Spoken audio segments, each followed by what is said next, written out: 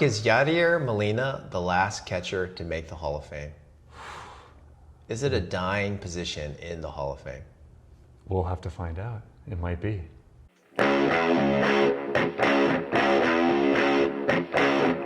Hi, this is Ken from Vintage Card Voyage. This is Mark.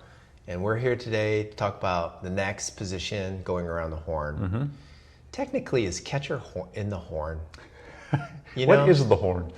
I always think of the horn as being that shape, like a horn, from first, second, short, Right. third. So Yeah, probably not. catcher then. is probably not in the horn, All right. but completes the infield. Yes. So we're going to talk about, again, focus more on the 80s, which is the decade that we watched maybe the most baseball. Probably, yes. Certainly was the decade I poured over just about every box score. Yes, for sure. Which, like the modern day baseball, if you're a kid, do you think the kids are looking through the box scores? I don't know. It's a great question. Yeah, I have a hard time believing they are. Do they look at newspapers? No. No. But they probably, Yahoo I know still has them and ESPN has them. Yeah. Whether they're actually looking at them or not, I don't know. Are they watching ESPN SportsCenter or are they just catching this all on TikTok? I have no idea. Probably more the second. Yeah. Anyways, I know I poured over those box scores. Yes. And growing up in Michigan, I remember anytime the Expos, my team, went to travel on the West Coast, I wouldn't get the box score. Right. Yes. From the previous on the East night. Coast newspapers, they're like, we don't have those yet. Yeah, because there were these things called printing presses that had to go at a certain time. Crazy. Yeah, so this is so hard for people to believe, but like in the 70s, you would not know if your team won the previous night. Right. You'd have to just wait till the next day to find out. That anticipation. Yeah. The excitement. Yeah. And I think a lot of teams, when they traveled out to the West Coast, I don't know if the Tigers were like this, the Expos were horrible in San Francisco at Candlestick Park and LA and San Diego. They usually would just do really poorly on the West Coast. Right. Yeah, I don't remember, honestly. Being in Hawaii, obviously everything was east of us, so. Well, that's interesting. Would you get the box scores in Hawaii? Do you know? I'm trying to remember. I'm pretty sure we did. Yeah. Yes, because you're in the other time. Yeah, exactly. So everything was done by then. Yeah. Basically. Yeah. It's a good question. No, but yeah, we did get everything, I think, in that. That's so funny. If we knew each other, I could have called you long distance and said, "Hey, did Montreal beat the Dodgers last night?" And you would be able to tell me. Yeah, and actually that's funny because the newspaper we got was the afternoon edition because there was the morning edition and the afternoon edition. And we got the afternoon one. They're separate papers, like there was the Advertiser and the Star Bulletin. Mm-hmm. We got the Star Bulletin that came in the afternoon. Nice. So yeah, by then everything had taken. We were already into like the games that were happening in the the next day or whatever. So, yeah. And again, pre-internet, and 3 stations to watch TV. Yes. The paper was maybe more entertaining for me. Right. Because, as a sports junkie, they wouldn't have sports a lot of time on TV, so I'd rather just pour through box scores. I waited until the Sunday paper for like all the stats of everyone and stuff. It was like, this is my heaven right here. I used to sit on the ground and I would look through the batting leaders and I would circle the Expos. So you could have a visual about where they were, like, this guy's high, Chris Spire was always kind of low, and I was always like, oh my gosh, he's such a low-hitting shortstop. Yeah. Yeah. This is our childhoods right here. So maybe this resonates with some of you out there. But in terms of the 80s catchers, I think there's not a lot that we need to discuss. Right. I think we need to tip our hat to Johnny Bench, who played till 83, I think. Yes, I think so. I think he's the greatest catcher ever. The WAR numbers would say that. I think most people, would you say that? Yes. Yogi Berra is, close, and I think Campanella, those people are, thought of in that realm probably, but I think, Bench is pretty much the guy. And then there's really like a short list of Carter, Fisk, Parrish, and Simmons. Yes. 4 guys. And we talked about this beforehand. And to me, really, if you're talking about the best catcher, I'm super biased, so I don't see this clearly. To me, it's Gary Carter. I know Fisk's WAR is right there. I believe Carter's higher.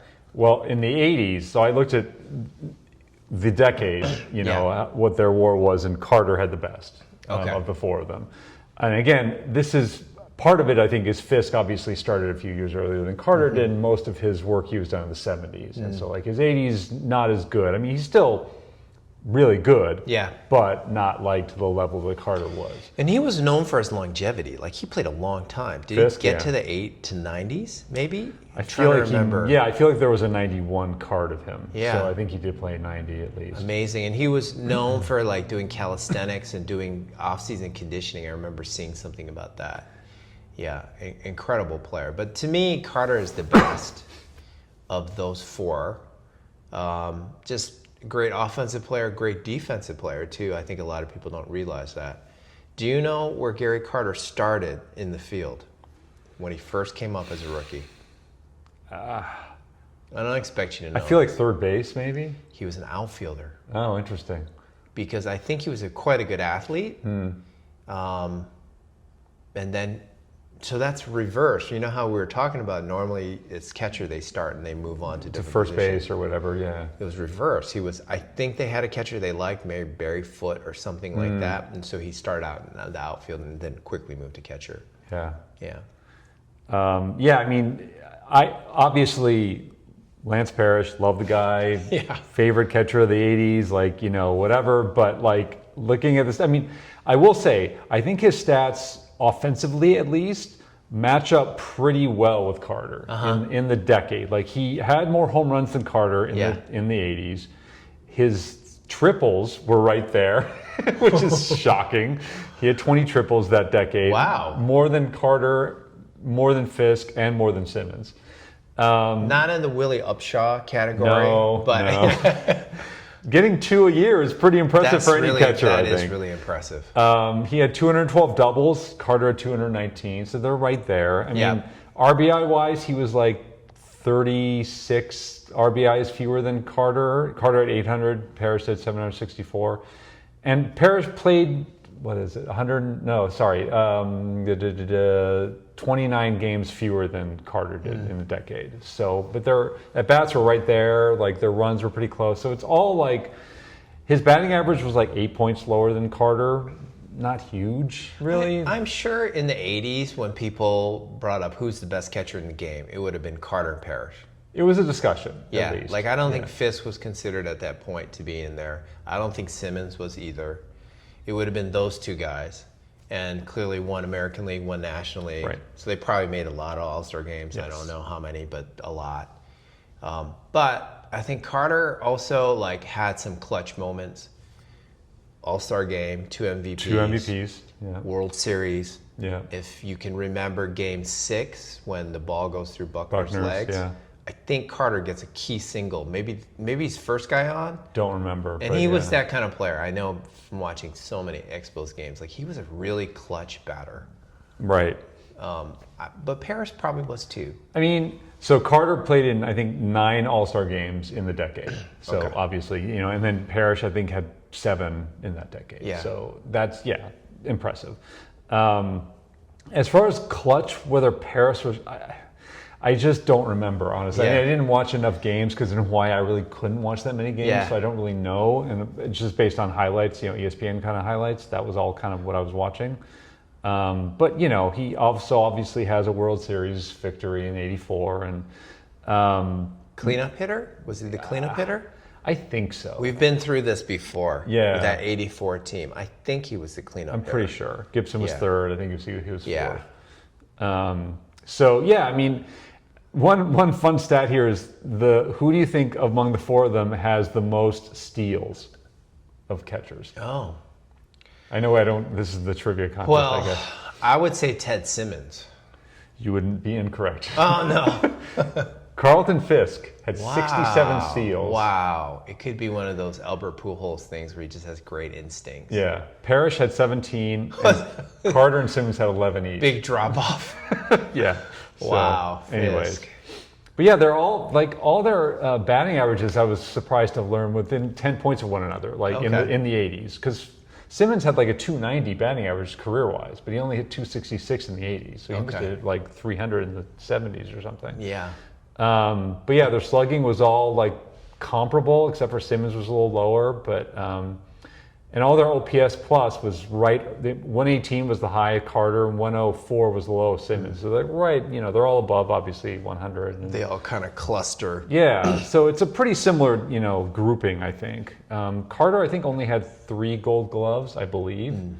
I think Parrish did as well, in that decade at least, or maybe in their careers. So anyways, yeah, I'd love to say that Parrish was the best catcher of the 80s. He was not. It was Carter.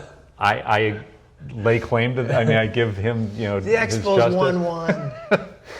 I think he was the best catcher in the American League in the 80s. I think so too. I think he was better than Fisk. It was close, but I think he was better. And there could be an argument be made that, like, if you're the best player at such a demanding position in your league for a decade, maybe you should be in the Hall of Fame. And just ignore all the total numbers and the WAR. It's like, if this is about history and having the best players in the game, I don't think people would dispute that Lance Parrish was he played in the Phillies, though, at the end of the 80s, right?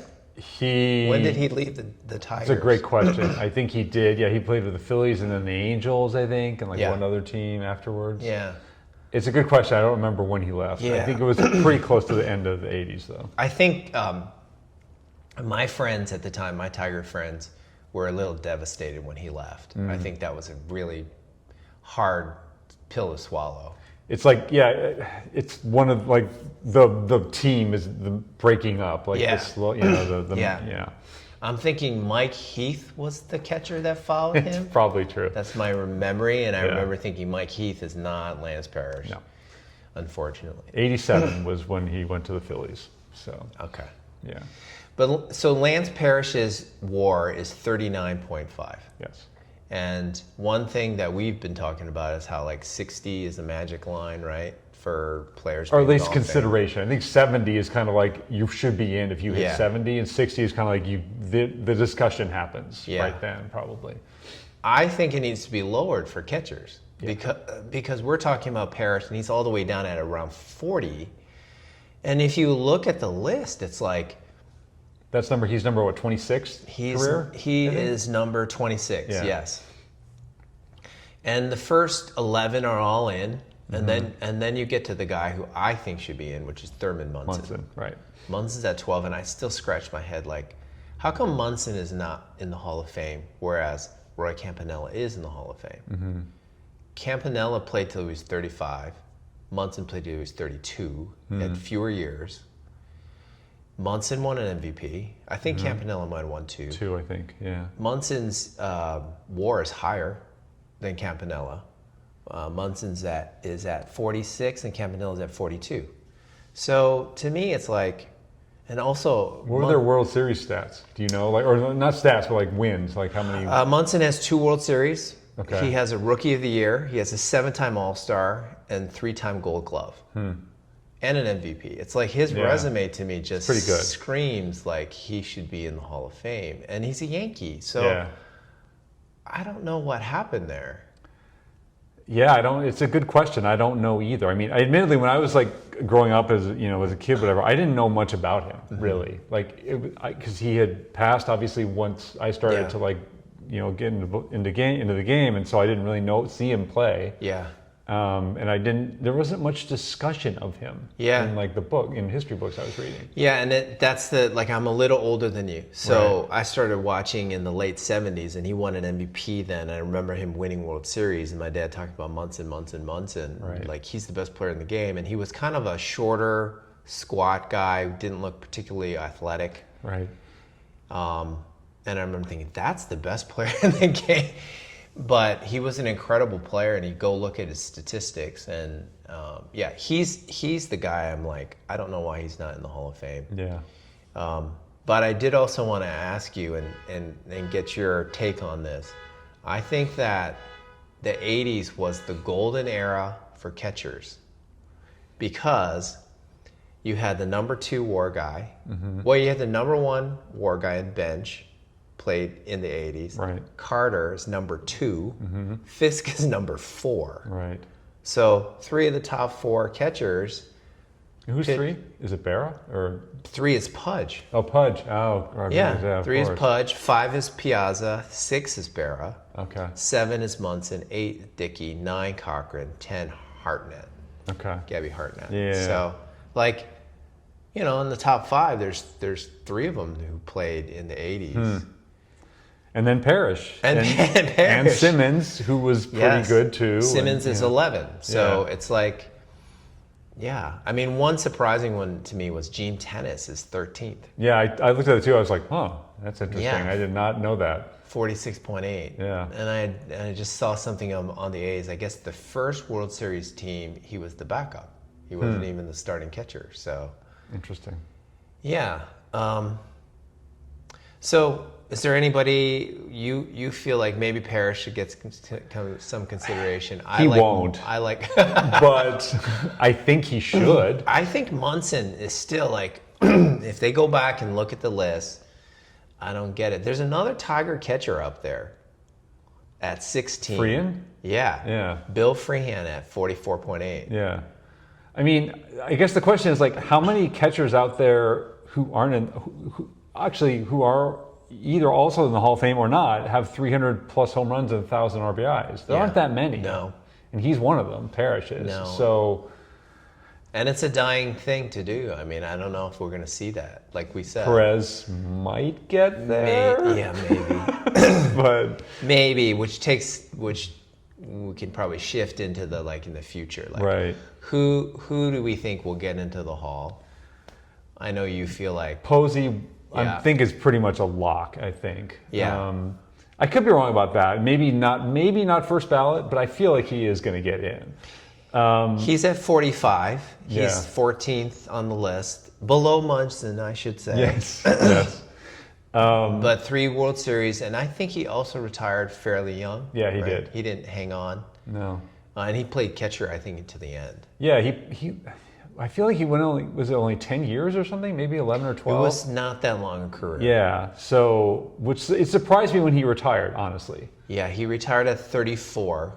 He started when he was 22. Okay, so 12 years. But he then. did take 12, a year 13. off. He did not play the COVID. Oh, right, because he got hurt, or was it COVID? It was COVID. It was the Oh, COVID okay. year. I can't remember why he didn't play. I think he just chose to stay away. Got it. So yeah, he seems like pretty much a lock. And then I feel like Molina is again, not first ballot. Well, maybe I could be wrong about that. Maybe he will be just because of his defensive prowess and just he's kind of thought in the same. He was on the same team with Pujols for a long time, Yeah. and they were both obviously awesome. And so I feel like he'll get in. I don't know first ballot, but He's, I think, generally considered the best catcher in his generation, at least defensively. yeah, I mean, maybe Joe Mauer, but that's more for an offensive reasons. Right. He's number 2 overall all time in D-WAR, in defensive WAR. okay. Do you know who the first is?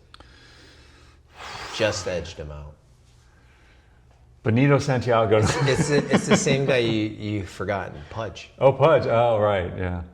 But Pudge played 1 year with the Nationals when he was in his late 30s, and his defense had slipped. So I think most of that was in the front end of his career. Right. Yeah. I don't know. To me, Posey's in because of the World Series Yeah. and the short period of time. He even won a batting title, I think. Yeah, I think he did. Molina, to me, it's if you're not letting Munson in, Jorge Posada has a higher WAR than he does, and he seems to be never talked about Yeah. in the Hall of Fame. Mm-hmm. If you're not putting Freehan in and Parrish in, then why are you putting Molina in? That would just be a tip of the hat for defensive reasons. It's kind of the Ozzie Smith quandary in a way, right? Ozzie Smith was so much better than everyone else, I think, from a shortstop perspective. At least a lot of people think that way, I think. And so that was kind of why. And his offensive wasn't horrible. Mm-hmm. It just wasn't great. Yeah. Same with Molina, I feel like. I could be wrong with this. Molina is probably offensively is better than Smith, I would think. Yeah. It's my sense. But is his defense that much better than anyone else's? I don't know. He won like what 10 or 11 Gold Gloves, I think. So that's impressive. I think Yeah. probably the best for a catcher. I'm guessing. Yeah, let's see. He's won 9 Gold Gloves. 9. Okay, so 10 All-Stars, 9 Gold Gloves, 2-time World Series, Mm-hmm. 1 Silver Slugger, 4 Platinum Glove. I don't even know what the Platinum I guess Glove is. second place for Gold Glove. I guess is like if you don't get the gold, you get the platinum. I hadn't heard of that, but yeah. Okay. Yeah. So I'm probably Yachty's not in. If you don't, I think you got to get Munson in first. You get Munson in, then okay, Yachty can get in. But I think Posey makes it. But really, if you think about who else, we can talk about the younger guys, but I don't think there's any other catchers. Maybe Sally Perez. I mean, when we were talking about this off camera before, I assumed that he had the best WAR of anyone actively, and he doesn't even have No. that. Real Muto. I mean, No. I had no idea that he had a better WAR than Perez. Just consider some of the people with a higher WAR than Salvador Perez. Darryl Porter, Wally Schlang. Not Never familiar heard with of his him. work. Yes. Russell Martin. Okay. You know, these are names that I don't think people are considering. So he's slowing down considerably. I just don't think he gets in, unfortunately. I mean, he has, I think, like 270-ish home runs, something like that. Getting to 300 would help. I think his batting average is okay. 277 home runs, Okay. 266 batting average. Okay, so that's like Carter. That's, I mean, a little higher than Carter. I thought it was maybe higher. So, But only 6 career stolen bases. it's like, too bad. Sorry, Perez, not happening. Got to get at least 10. Yeah, I don't know. It's a great question. I don't think he would have to have like a really like one of those like that 48 home run. Yeah. He might have to have that to like Yeah. wake people up to this, but I don't think it's going to happen. Yeah. And he's what? How old is he now? Like 36 Let me or see. He's 37? He is 35. Oh, 35. Okay. 35. So he'll probably, he's obviously not catching every day now. And probably will get moved to DH or first base at some point. I assume, depending on what the Royals are doing, from their consideration. Yeah, I don't know. It's a great question. I don't think he'll get in. Yeah. If they're not letting Lance Parrish in, Yeah, that's they're right. not letting Salvador Right. Perez.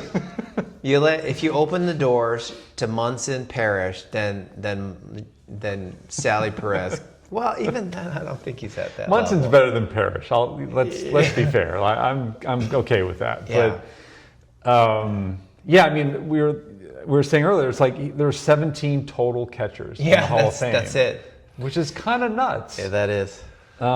So yeah, there feels like there should be probably a few more, I guess. Yeah. Maybe they have to have a special year where they allow catchers in. Right. It's like the Hall of Fame for the NFL. They have to have a special year where maybe kickers and punters can get in because there's so few of them. They should do that with baseball.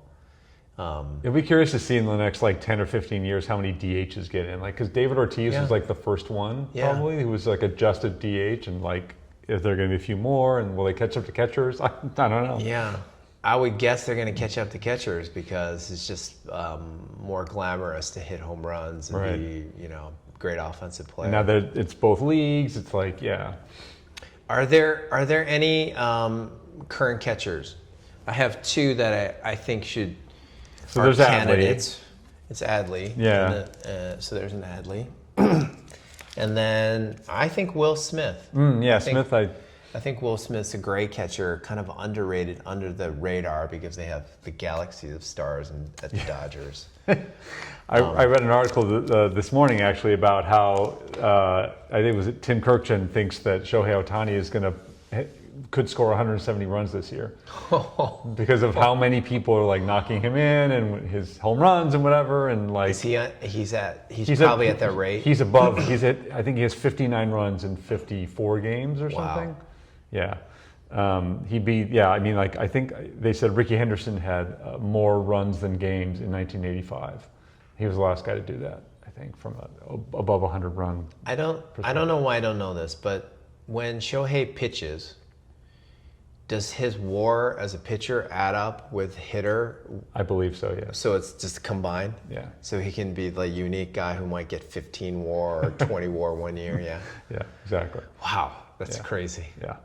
Anyways, off topic. But yeah, so I think we were talking about Will Smith, that's why. So yeah, I know. I had Will Smith, I think, on my team one year of fantasy, so I respect him, and but I don't know if he's. It's always hard to project these kind of guys. Like Rushman, I thought was really good. I drafted him this year, and now he's kind of like, this year at least so far. So yeah. My son likes to say hitter Will Smith and pitcher Will Smith, because for a long time there was that closer Will Smith. He's still pitching, I think. And there have been a few times where we're watching TV and they're facing each other, and he just finds it so funny. He'll be like, "Well, Will Smith should know what Will Smith is throwing." Yeah, I mean, you look at the last 2 years for Will Smith's WAR, and they're not spectacular. But like I guess 3 or 4 or something. Yeah, it's like 4.1, 3.5, 2.2 is this year. So it's having a good year. But I think catchers, it's just harder. Yeah. They don't have the super explosion 5, 6, 7, 8 WAR. Yeah, if you average 4 WAR over 15 seasons, that's a 60, right? Yeah. So there's but can you get an average of 4 WAR every year? It's hard. Yeah. I think they should multiply the WAR of catchers by 1.5 or something. Yeah. 1.4, something like that, to give them a little tip. Yeah. Yeah. We're going a little bit in reverse because I realized I had some things to show. Oh yeah, updates. Yes. Some recent pickups. So this is a custom pennant. Hopefully you can see it there. Of Jackie Robinson, and this is an artist who makes these pennants in Montreal, José Tellier, and her. She's on Instagram. Yeah, her Instagram is Miss JoJo 76. But these are beautiful. Yeah, they're awesome. And then here's the Clemente. These are 3 of my favorites, and then Hank Aaron. And I was asking Mark, if you were to get one pennant, who would you get? And I said Ty Cobb, I thought was because as a kid, that was when I first started to get into the history of the game or whatever, he became this guy played for the Tigers for how many odd years, 22 years, and he was one of the best ever. Yeah, I like this guy, of course. Yeah. Sure, he was probably a horrible person, but there's now a book that says maybe he wasn't as horrible a person as we imagined. Right? So I need to back? I need to read it. I have the book. I've not yet read it, so I can't attest to what it says. But yes, that would be my guy, I think. Yeah, and I'm pretty sure she's probably made a Ty Cobb one. So I imagine, yeah, maybe. We might have to get it for the walls of the office. Yeah. I don't know if you've prepared a trivia question or not. Well, I guess my trivia question was the stolen bases. Oh, that's good. And you definitely stumped me. Okay, here's my trivia question to you. Okay. I don't know if I'm going to get this right or not. So, which Hall of Fame Astros player who has made the Hall of Fame in the last decade, so fairly recent player, started his career as a catcher? Jeff Bagwell. I don't think it's Bagwell. Oh, it's Biggio. Biggio. Wait, sorry. I thought Biggio was a catcher most of his career. That's why I guess I got confused. And I brought that card to show just because he's in his catcher gear, and this is one where he's holding a catcher's glove. Sorry, so I knew that, and I should have they're both B's. It's hard to remember. I knew he was a catcher. I thought he was a catcher most of his career, but I guess he wasn't. He was only in the beginning. See, that's the problem. Is I think I was thinking about him from when he started his career. Yeah, and it was like, oh, he's a catcher. Yeah, of course he's a catcher. And I remember when they made the switch from catcher to second, I thought, why would you do that? You have a great player at catcher, keep him at catcher. Yeah. But I think they probably made the right move because he ended up, did he get 3,000 hits? Yeah, I think so. Yeah, so good move for him. Close to, if not. Yeah, I think he did. He did. Yeah. And then the last thing I was going to suggest. Yes, the Conlins. Is I'll give you the one that has Ty Cobb on top. But Ty Cobb. We went to a card show and I bought these. Really probably not worth the money, but just fun. And Rogers Hornsby in the back. I mean. You have Hornsby's on the back. I have it on the front. Okay. So I think you're going to win this pack battle. And I know these are hard to open. I was going to say we might even need scissors. Boy. But don't worry about damaging the edges because they're not really worth anything. Not so much. Yeah, you have a set of these, right? I do. I have the box like with the whole set, I believe. Well, let's see how many. I mean, I won't know everybody, but ooh, How many Hall of I Famers? got a Lou Gehrig. Nice. So starting off good, Hornsby and Gehrig. If memory serves, these aren't all Hall of Famers. No, right? It's they're not. Yeah. Pepper Martin, did he make the Hall of Fame? I don't think so. He was part of the Gas House gang in the 30s with the Cardinals, I think. But Zeke Banura, I don't think so. George Burns. George Burns. Comedian and baseball. Lefty O'Doul, do you know if Lefty I believe he O'Doul- did make the Hall of Fame, yes. Ed Walsh, who I believe once had 60 wins in a season. Oh my gosh. I think that's him. I have to look at that, but I believe No, that. I got two Lou Gehrigs. The quality control on these packs weren't maybe the greatest. Bill Wamsgans, I love that name. Wanskin. I'm sure I'm butchering his name, but I believe that's something That's like Zach Wheat, the also character Hall of on Secession, Wamsgan, Tom Wamsgan, Charlie Root, Sam Gray, Christy Mathewson, Bill Lee, the other Bill Lee. the other Billy. Who knew there was another one? And look at that, Oh, Babe Ruth, beautiful. Babe. And there's a Christie. We got some good ones in this pack. Dykes, Earl Smith. Eddie Collins, and Jimmy Fox. Enos Slaughter. Archie Vaughn, I feel like he's Hall of Fame, obviously it says it.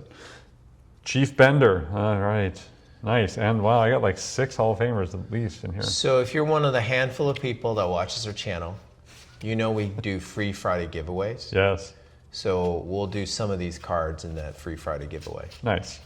unless you want to keep them all. Maybe the Cobb. Okay. But I got, let's see, 1, 2, 3, 4, 5, 6, 8 Hall of Famers in that. I think I got out of 3, 18. 4, 5, 6, 7. And so I think you won unless somebody in that Well, no, pile it says is- on the thing on the top, unless they got Yeah. elected after in 1985. Well, or like this whatever. one says great stories, so I don't know. Oh if yeah, that's- he was not. Yeah, I'm pretty sure Lefty O'Doul did make the Hall of Fame. Yeah. Yeah, I think you won. Wow, you got 8, Yeah.